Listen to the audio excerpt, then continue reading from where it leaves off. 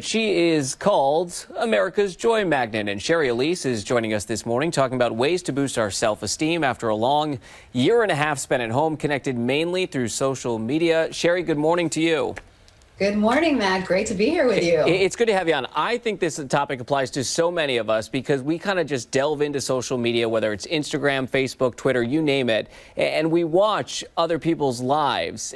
And oftentimes we can feel like we are not living because we see what other people are doing, and it can impact our self-esteem. So just talk about that in general and how that's been for the last year and a half for so many of us.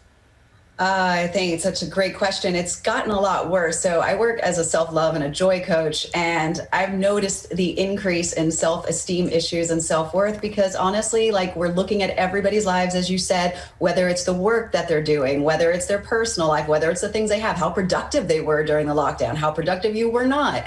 So it's really just we're outsourcing our worth and our happiness to everybody outside of us. And so I believe it's become an epidemic, an emotional epidemic of not-enoughness. It's so easy to do as well. So some of your tips are to catch your inner critic. Talk about that step. Yes, well, we all know that we have one. I think we've all become aware that there's that voice inside that's constantly telling us what we should do better, what we made a mistake at. We not only want to notice the critic, but we want to catch the critic. And what that means is to become, to begin to dispute your thoughts, right? We automatically believe the negative ones. Well, what about if we decided to, cross-examine them and see what kind of data or evidence there is that actually proves what it is that you're thinking? Yeah, good advice there to actually catch that inner critic when it's happening and really have a conversation with yourself moving forward, not allowing that thought to creep in. You also say build self-trust. Explain that. Well, our self-esteem is often pushed down. It's decreased when we don't follow through on things that we say that we're going to do. But we often make these really big promises, right? Like I'm going to lose 50 pounds, or I'm going to go do this or that. And so what I encourage my clients to do is to make small daily promises, things that you can actually follow through on. And every time that you do that, you build and build your self-esteem. You also say create an accomplishment list.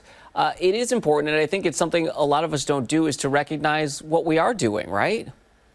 Matt, we've done so much, and if we only just thought about all the things that we've overcome, all the things that we've been through, all the things that we've checked off, we would be amazed at how far we've actually come. But we're always looking at what we haven't done. So I encourage to write it down and see for yourself in black and white what it is that you've done in your life. Another one of your tips, and this is one I try to do and I'm not always successful at it, is to limit social media intake. One of the other things I find is social media kind of feeds us the things that can make us insecure as well, because it's the things we follow on Instagram or Facebook that kind of feed into some of those negative thoughts sometimes, right? And limiting that can make a big difference. Absolutely. Not only just limiting your time on social media, but I've actually deleted accounts, ones that may be great people, but every time I look at them, I'm like, that makes me feel worse about myself. So make sure that you filter your feed to the things that actually do inspire you, that lift you and propel you to move forward and not feel worse. You offer one more tip: help someone.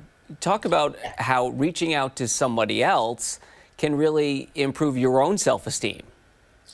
Anytime we help, period, we already have, it activates the reward center in our brain from giving. So we already know that scientifically. But when you actually choose to use your skills and your abilities and your talents to help someone, so merging the two, it's like a win-win. And you feel great about what you're doing for someone else, and also the fact that you are reminded of all the great work that you do. Yeah, Sherry, we have a little less than a minute, but I'm curious, if somebody's watching right now and they're kind of feeling this way, they're lacking self-esteem, they spend a lot of time on social media, what's the one first step they should take?